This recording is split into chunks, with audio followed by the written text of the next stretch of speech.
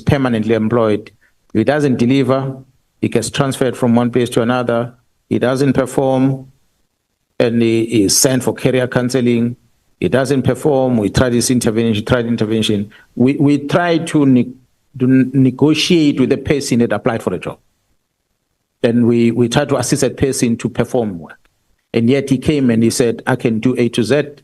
And if he's not able to do A to Z, we don't fire the person. So it becomes then a kind of a retirement village, if you use the word. You come in at the age of 19, you're going to leave the organization at the age of 60. For this number of years in the organization, you're not contributing anything, and the organization doesn't get rid of you. It adds on the cost of this organization, and yet there's no production coming from you. It's some of the challenges we're having. That's why I've called within the POC, and the colleagues will remember that I had requested that we really have to change the employment condition of some of the position within the police. And they must have that rotation process that we're having in the police.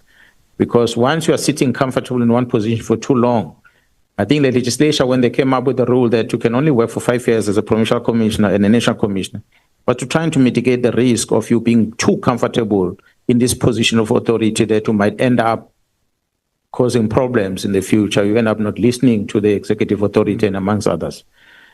So the station commanders, those deputy national commissioners, those generals at the head office are not subjected to that.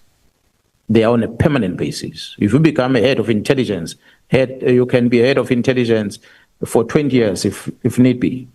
You stay there because there's no term contract associated with that position. So it's some of the employment condition that might need to be looked at. Not to say that people shouldn't finish the term like the national commissioner, but once you have a term contract that is performance-based, if you don't deliver, you shut the door. It might help us to have a reason of why we exist in this organization. So that at the end of the month, when the month end comes, you can produce your performance sheet and say, this is what I did in this month to justify my existence in this organization. We don't have that. And we don't make members accountable for such. General,